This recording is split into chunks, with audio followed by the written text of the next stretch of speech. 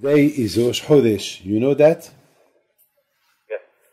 So, today is Rosh Chodesh Kislev. This shiur that I say, that I would like to say today, it's for the health of all those who are not well, who need good bracha, good refuah, and for the memory of my mother, Madel Mazal Bat Moha Simcha, may her soul rest in peace. The parasha of that we've been learning a few weeks ago, there is something there that it attracts my attention. There is something there incredible. There is a Baal HaTurim who said that one day Sarah Imenu, she threw away her servant Hagar. She told her, "Get out from my house." And the Baal HaTurim said, he bring some rabbis who said that because Hagar, she threw from her house, she was throwing from the house of Sarah, so the Jews, the Bnei Israel, are slaves. They went to exile. Something that I did not understand. That Hashem, he had a lot of anger against Sarah Imenu, that she threw away from her house Hagar and her son. I did not understand why. If Sarah, she threw from her house Hagar and her son, she had a lot of reason. Not because of that, Hashem, he punished the children of Sarah, that they went to exile. They were thrown from their land, and they went to exile. I did not understand this. I mean, you know that Hashem one day, he said to Abraham, listen to all what Sarah tell you to do. Whatever she tell you to do, you listen to her. So okay, if Abraham, he had to listen to Sarah, the question is, why Hashem punished Sarah about what she did? The Talmud said that the son of Hagar, he was doing idolatry, Avodah Zarah. That was the reason why she decided to throw him from the house with the mother. So why Hashem punished Sarah? He punished her descendant. That midah keneged midah, because Sarah, she threw Hagar and her son from the house. So Hashem, he threw the children of Sarah from their land. I do not understand. I don't understand. I mean, Sarah Imenu, she had a reason why she threw Hagar and Ishmael from the house. I mean, she had a reason. I did not understand. Did you understand the question? Yes. So listen to this. A few years ago, I was in Lyon, in the yeshiva. It was Erev Shabbos, and I was going to give a lecture, and I had a big question on the lecture, but I did not have an answer. I had a question. All my lecture was based on a question, but I did not have the answer. I did not have the answer. My question was,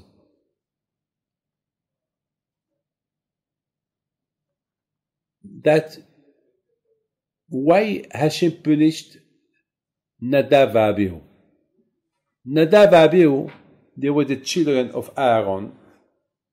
And the day that the Jews did the inauguration of the Mishkan, the tabernacle, that day, Nadav and Abihu, they've been punished. Why they've been punished? Because Hashem, he said that the day of the inauguration, the fire that was going to take the sacrifice will come from the Shamayim. And that day, Nadav and Abihu, they add more fire on the fire that came from the Shamayim, from the sky. And because they did that, they've been punished. So there is a question. On one hand, Hashem punished them, did I? And on the other hand, Hashem said to Moshe Rabbeinu, Moshe, Nadav and Abihu are big tzaddikim.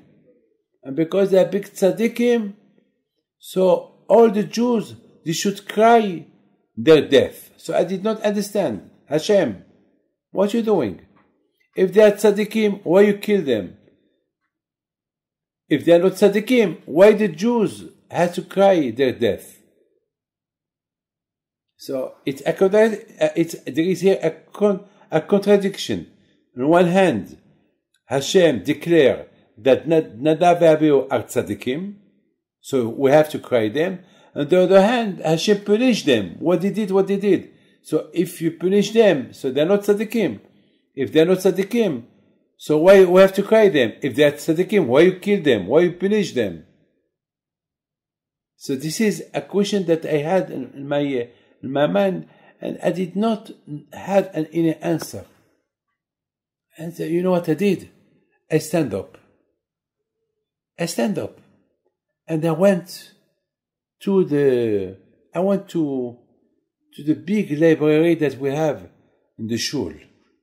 So everybody was looking at me. Why I stand up in the middle of the tefillah, and I went there and I took a book.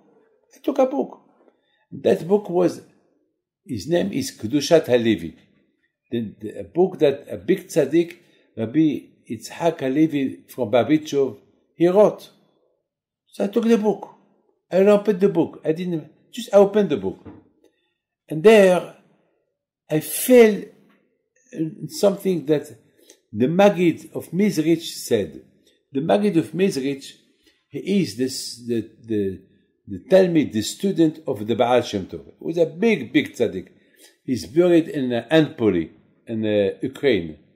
I went to his grave a few times. And I went there a few times and I prayed. So now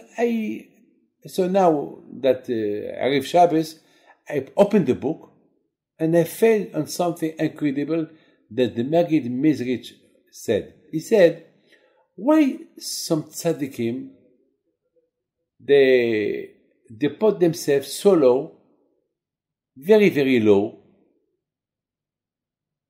to try to help some Jews that they are very far away from the religion, and they're gonna put themselves low to be with them. Why? I mean, a tzaddik, he should search always to go up in high level.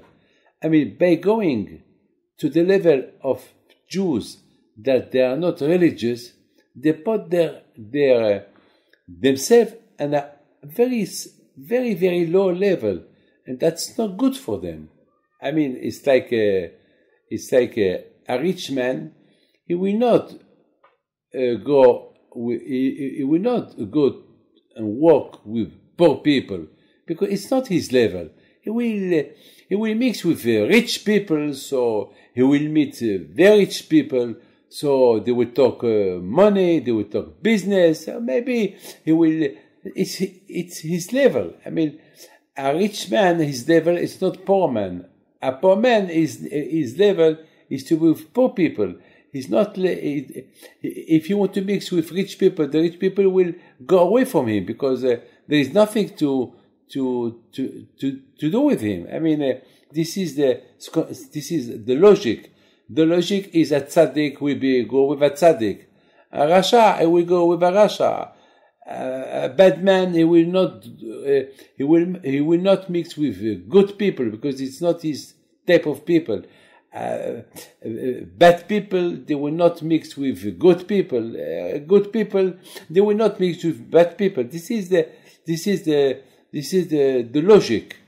So the Maggid of Mezrich, he asked a question. He said, why tzaddikim, why they will put themselves very low to go only with people that they are not religious? Why? This is a question that, Rabbi Chaim Pinto, my grandfather, alav shalom, in Essaouira, in Morocco, always he mixed himself with very poor people to see what they need, to help them, to see how they live, to help them, to bring them food. Rabbi Chaim Pinto, alav shalom, he never mixed with rich people. He go to rich people only to ask them money for the poor people. That was Rabbi Chaim Pinto. Okay, he was a good man to help people. Okay, but now we are talking about tzaddikim.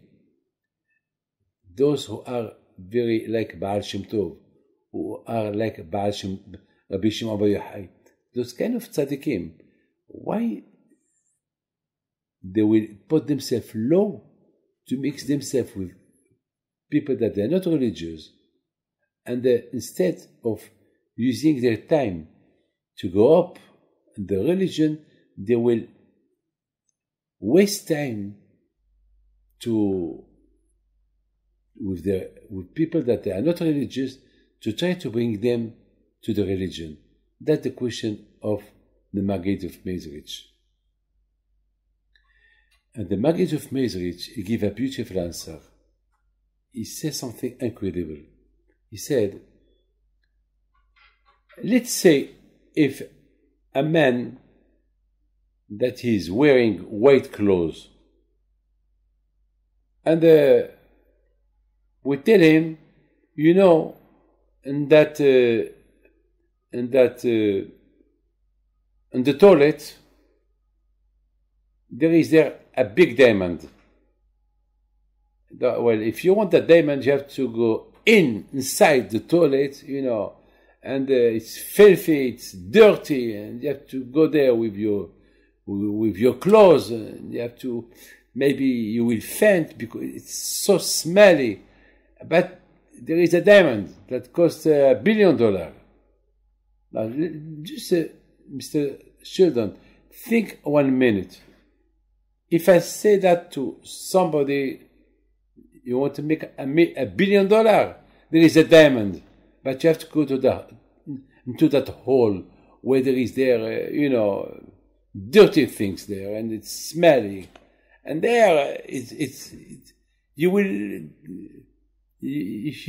will make yourself dirty, but there is a diamond. What you'll do? Tell me what you'll do. What? Would you go to that hole to pick up the diamond or not? Yes. But it's smelly, it's dirty. You make yourself big, your white clothes will be dirt. Of course, $1 billion diamond. Of course, you will not think about your clothes. You could go to pick up the diamond. This is the logic. So the Maggid of Mezrich, he said, every Jew is a diamond. The tzaddikim, they will waste their time, they will put themselves very low to pick up that soul of that Jew, to make it nice. Of course, they will waste a lot of time, but they will make from that diamond a beautiful jewelry. So this is a lesson that the Maggid of Mizrich teach us. This is the reason why the tzaddikim, they will put themselves very low. And they will waste their time. Instead of sitting, learning, studying Torah, they will mix with people that they are not religious, to teach them religious, to save their neshama, to save their soul, to clean it, to make it nicer. And by doing that, the Hashem will give to those tzaddikim, they will put them in a high level. I mean, all the time that they waste to make these people better Jew, better diamond, so Hashem will give them a reward forever. So when I saw that question, when I saw that answer, so that gave me an answer of my question. My question, it was about Datan, Nadab, Abihu. Nadab, Abihu, we had a question about them. Why did Hashem punish them? If they are tzaddikim, so he should not punish them. If they are not tzaddikim, why Hashem? He told the Bnei Israel to mourn them, to cry them. They've been punished. That was the question that I asked. The answer is that Nadav and Abihu, they were such big tzaddikim. When they did what they did it only on purpose, that the Bnei Israel should learn something. What they should learn? The Bnei Israel should learn that how much Nadav and Abihu, they were willing to give their soul, their neshama for them. So that's why Hashem, he said to the Bnei Israel, you have to cry Nadav and Abihu, because what they did it for you. So why Hashem he punished them? Hashem he punished them because on one hand they shouldn't do that. They shouldn't do that. There is a way how to teach the Bnei Israel to be close to Hashem. They didn't need to give their soul, themselves for them. That's why Hashem he punished them. I mean, Hashem on one hand, he wanted to declare, he wanted to show the Bnei Israel how much Nadav and Abihu are big tzaddikim, that they give their soul for them, but on the other hand, Hashem was not agree with them. But it was not, I mean, it was not agree with them. But on the other hand, they did what they did. So for what they did, Hashem give them the reward. Hashem give them, he asked the Bnei Israel to mourn them. And you know, every year on Kippur, the Torah of Kippur, it's talk about the death of Nadav and Abihu. So the question is, why on Yom Kippur we talk about Nadav and Abihu, about what they did? To teach us, the Rabbi said, to teach you that the death of tzaddikim, it's take all the sins of the Bnei Israel. When there is a gezerah, when something bad is going to happen to the Jews, what Hashem do? Hashem do that he take a tzaddik. He take a tzaddik. The death of tzaddikim take off all the gezerot of the Bnei Israel.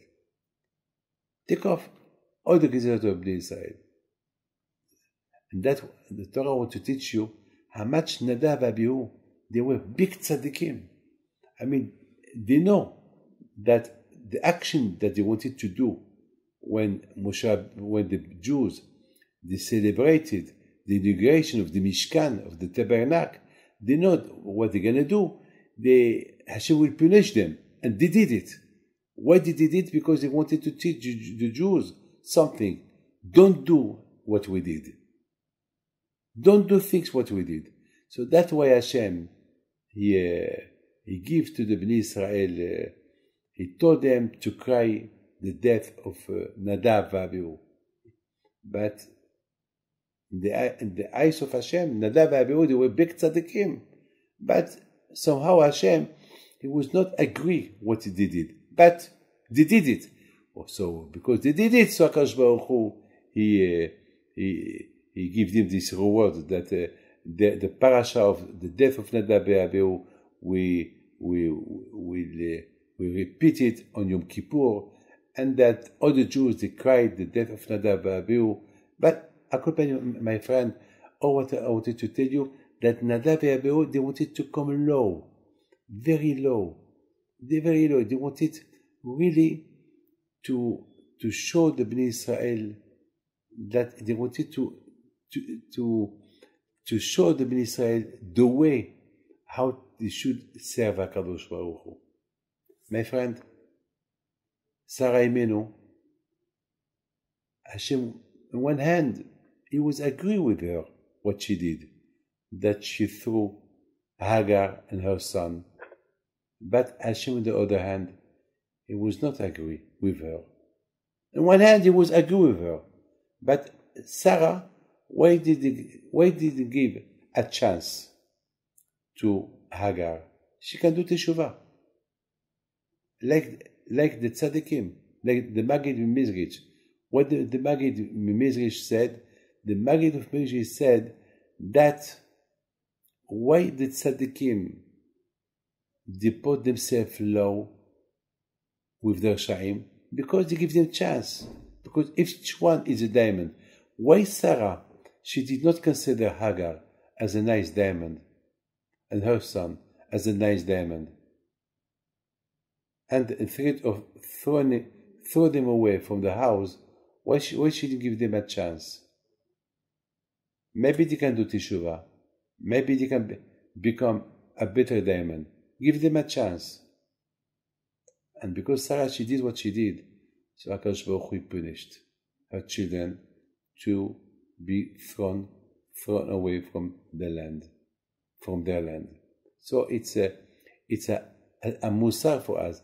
It's something that we have to study, to learn how to behave, how to act, to give always chance to somebody, to give chance to the children, to give chance to somebody who did something bad, to give him a chance, not to throw him away. That's it, you finished. There is no hope for you.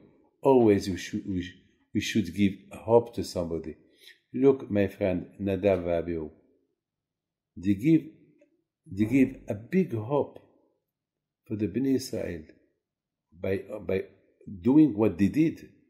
They wanted to give a hope to the Bnei Israel to there is no limit to B'korbatam Lifnei Hashem Vayamutu. I mean, a lot of people, they think there is a limit how to serve Hashem, how to approach Hashem.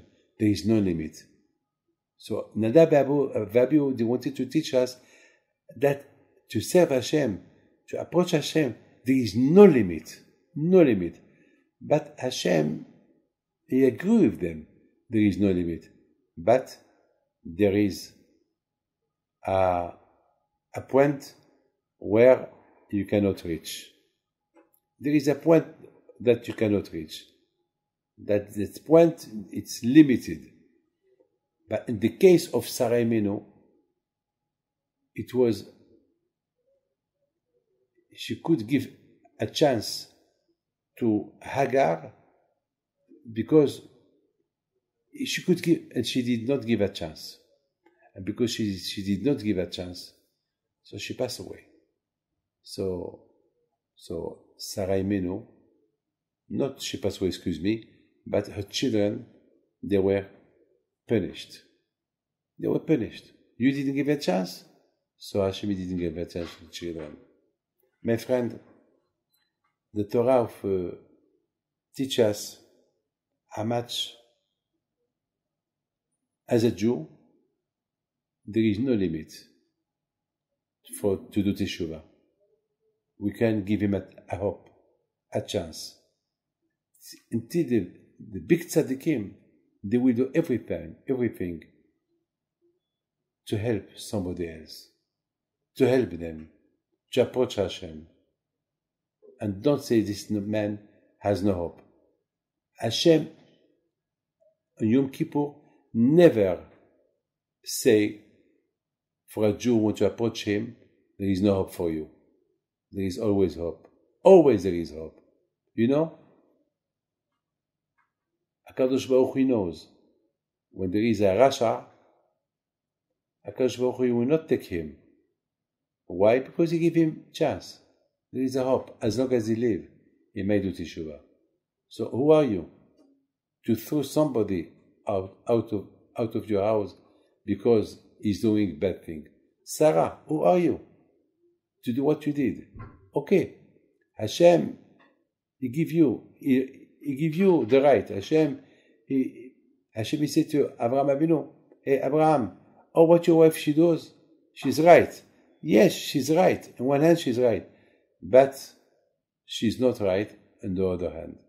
She's right that Hagar and her son did idolatry in her house. So she's right to throw them away. But she's not right on the other hand because she can give them a chance. Because she's a tzaddiket.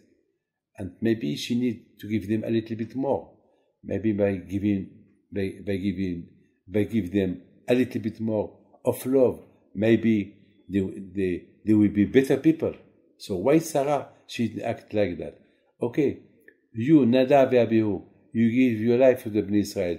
But maybe there is another way how to teach the Bnei Israel to approach Hashem better way. Why you, Nadav and Abihu, why you give your life to teach them that there is no limit to approach Hashem, even to give your soul. That Hashem, yes, Hashem, I agree. You're right. Very good. Nadav and Abihu, you did well. Yes. So you're tzaddikim. So people will cry for you. But on the other hand, Hashem was not agree with them. Because maybe you can teach the Jews a way to serve Hashem with illimited way, and they remain alive. Why you choose this way? That was not the good way. You understand? This is sometimes there is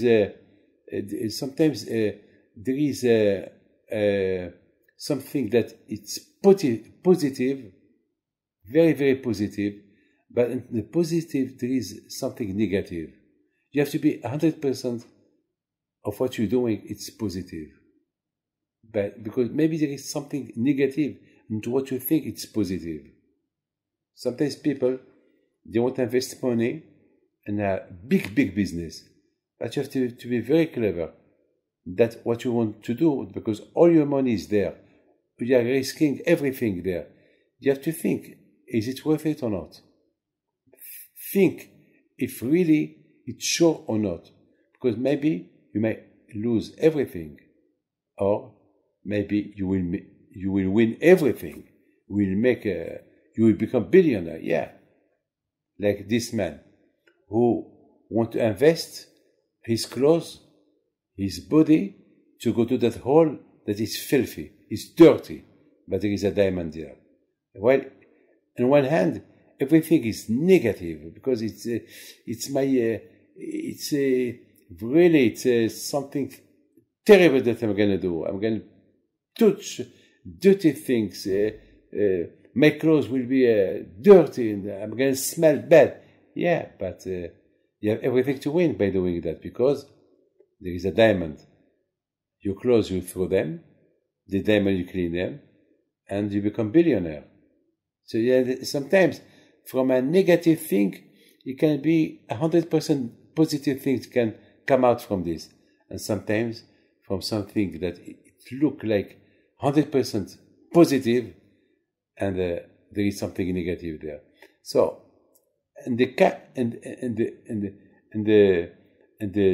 if we look at what Sarah Imenu did, we look that everything seemed to be positive, but it was something negative. And that's what? Because you're right, Sarah, what you're doing. But on one hand, give him a chance. Maybe you can do teshuvah. Maybe with a little bit of help, they can do teshuvah, both of them. So everything will be positive at 100% on the side of Hashem. On the other hand, if we look at the story of Nadav and Abihu, it's what they did. It's fantastic. It's to teach the Bnei Israel a way how to serve Hashem with illimited way that you can serve Hashem. But on the other hand, there is a risk. What you're gonna do? You may risk your life. So there is another way. That's how to teach them to be 100% at the service of Hashem without risking your life and their life. And no one will die. So you understand, you have to be very, very clever how to approach Hashem, how to approach your other people. A lot of people, I know there is somebody that he had all reason to divorce his wife. And he told me all the reason. That his wife, she's like this, da. I told him, but don't forget, you're right. But you are a man, you are very greedy. You spend no money in your house. You are very greedy. So all what your wife she's doing, because you're greedy, you only see all the 99% that you're right. But there is think a little bit of what makes your wife to be what she is. Think a little bit, because you are greedy. You don't give her money. You don't buy food. You complain you have no money, and you have money. You have everything. Your children have no clothes. So think a little bit that you're not right to divorce your wife. You are lucky that your wife she stay with you. So, my friend, this is the share of the day, and I pray to HaKadosh Baruch Hu to give you bracha ve'atzlacha and briut, parnasa tova, and health